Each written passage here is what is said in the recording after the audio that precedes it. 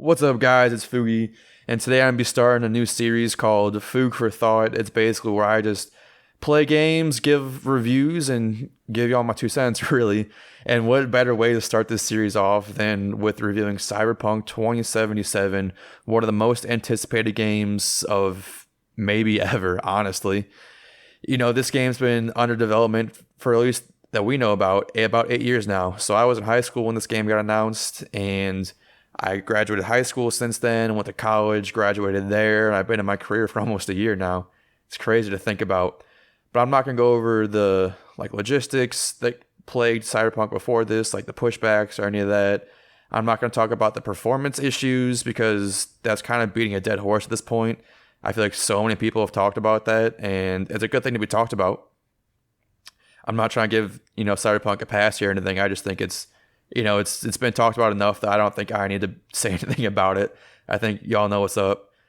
So to get this review really kicked off, I've sunk about 30 hours into this game, and based off those 30 hours, my overall up front, if I recommend this game or not, is it depends.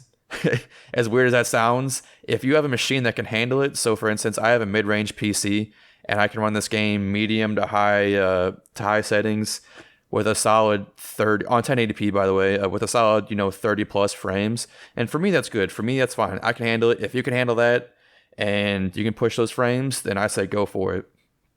But obviously, if you're on the PlayStation, whatever, that's where it might get a little iffy, like the base PlayStation and Xbox.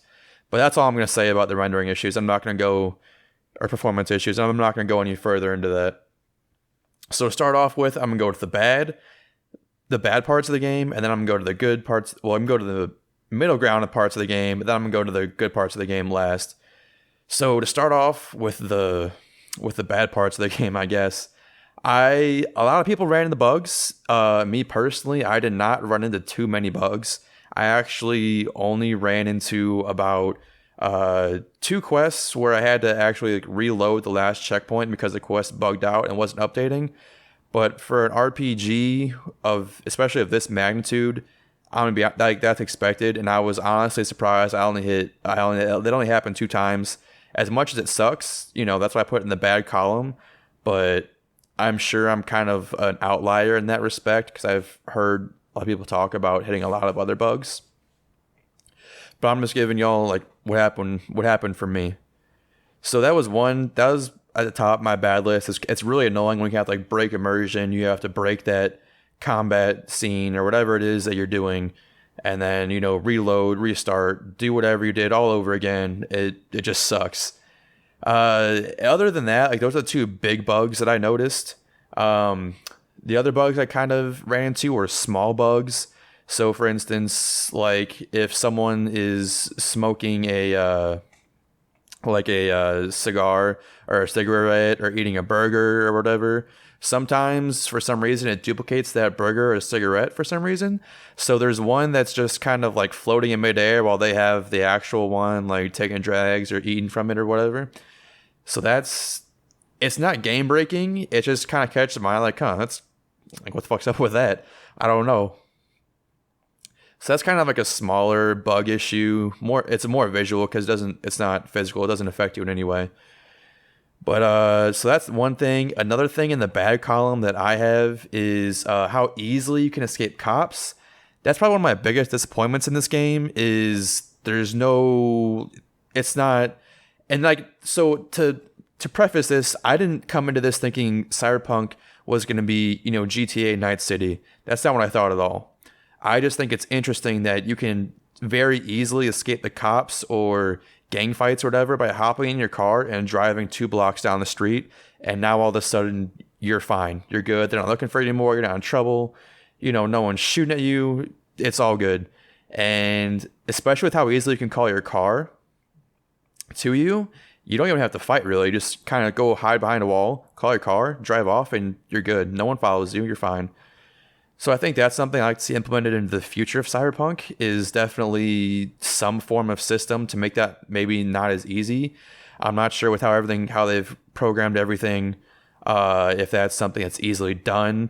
And if it is implemented, that's probably a good that's probably a good while down the road if I had to guess. They're probably pretty hyper focused on these performance issues, I would say, first, so that people can actually play the game.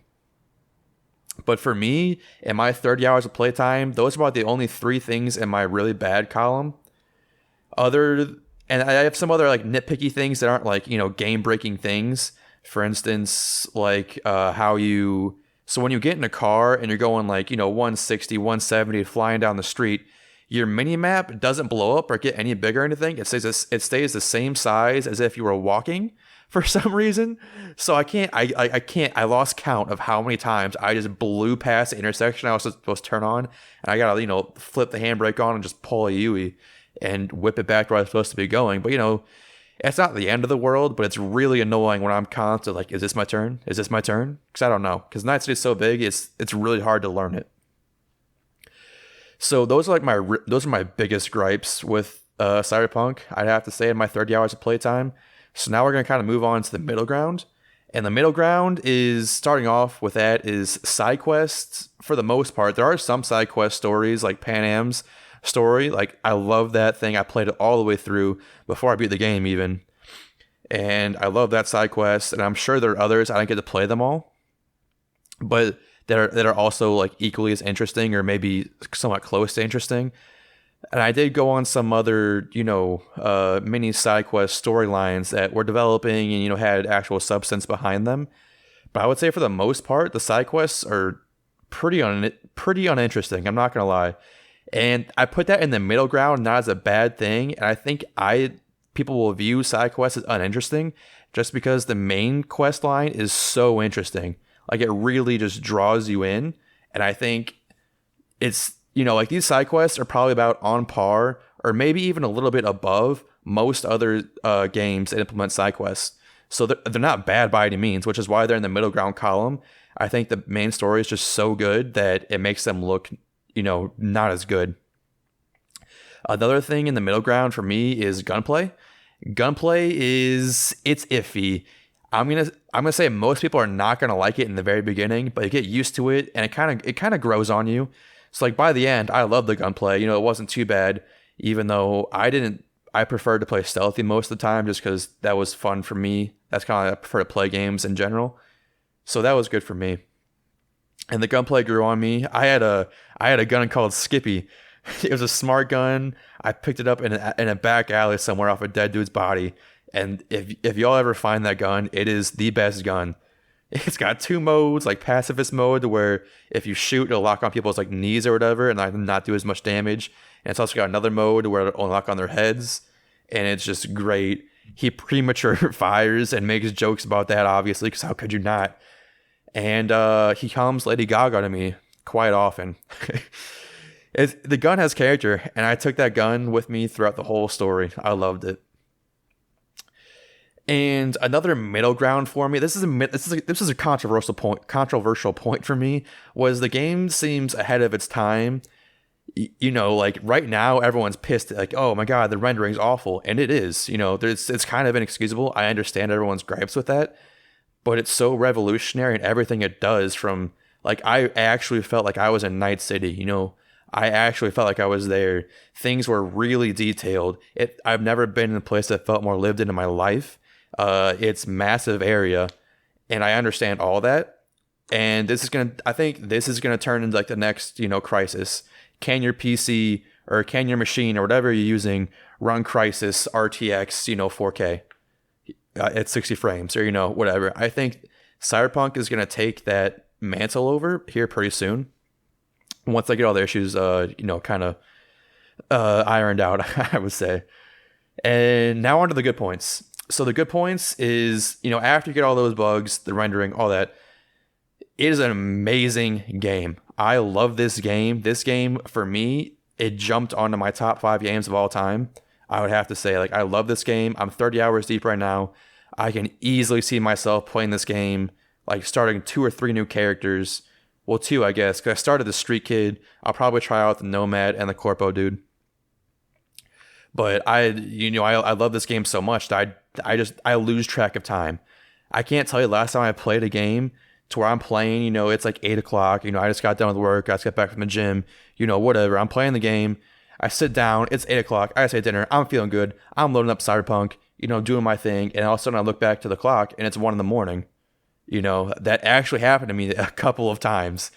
And it's that good of a game. I just kind of got lost in it. It is that good. It's amazing.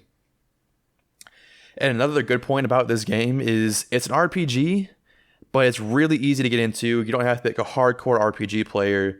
You can kind of like skip that whole thing. I mean, obviously you can do the basics of leveling up, your skill points and in certain areas or whatever. That's all well and good, but it's not something that's really like forced down your throat. It's helpful, but it's not something that the game, I would say, puts too much emphasis on. You're kind of given a general introduction to it, and then you're kind of like just let loose and said, hey, spend on what you want. And I'm gonna be honest with you guys, what you spend your points on doesn't matter as much as I think a lot of people think it does. Now, granted, in some situations, it does make, getting out of places or breaking in certain places much more easier, like, opening doors or cutting wires or whatever. You need a certain skill level in like athletics or something for that. And that's where that stuff comes into handy. It can kind of change how you play levels. And that's another great thing about this game is you can approach a level or a situation from so many different angles. You can cross a street, you can snipe them, you can go guns blazing, you can be stealthy, you can, shove a katana up their ass. It's amazing. You can cut people's heads off. It's amazing. I love it. It's when it comes to completing the mission, it's really up to you and your imagination, because I'm sure if you can think it up, you can probably do it. And another thing that and the good column for me that really testifies to me getting lost in the game is this game is emotionally taxing. I'm not going to lie to you. Like, I got invested in it. I felt like I was V, and that's why I think people were upset that it wasn't a third person option, but this game works so much better in first person, I think, to just, for me at least, to just draw you in and keep you there. Like, I felt like I was V, and I loved it. I felt like I was actually there. I remember I made some unfortunate decisions. I'm not going to spoil anything, but at the end, when you're talking and it's kind of determining what your ending is going to be, I made an unfortunate decision, which I didn't know. And then once I figured out what my ending was as I was going through it, I got legitimately pissed off and like started having like anxiety. I'm like, no, like I'm hitting my desk. I'm like, fuck, this is stupid. So which I mean, it was not to say it was a bad ending. It was a great ending. It just, it fucked me for making stupid choices, and as it should have. So I thought that was great. And along with that, the choices you make in this game actually matter. So if someone like Pan Am or someone is fighting with someone and you take her back, you take her side, you back her up, she'll text you or something later and be like, hey, hey, thanks for having my back. I really appreciate that. Or, choices actually matter in terms of when you're initially making your character, whether you choose your male or female, that actually affects who you can have romantic relationships with throughout the rest of your playthrough of that character. And your choices also matter in terms of like the ending, like I just said. So you can either get like a good ending, you could get a bad ending. There's some secret endings in there. I think there are about 5 in total. I restarted my checkpoints so that I got the good ending I wanted. I won't say anything about that, but yeah, so all in all, I think this game is amazing. I think people are giving it the shit it deserves, but I also think people are taking it too far, just like they did with when the game got delayed again. How they started sending death threats and stuff, and I think it's a little too much. And I kind of wanted to play, I wanted to be the guy that says, hey, you know what, this game is amazing, and I love it because I do. I think this game is, like I said, jumped to my top 5 list of all times, of all time. And that's about all I have to say on the game for now, really. There's a lot more stuff I love to do. I might make a follow-up video to this. Actually, I probably definitely will.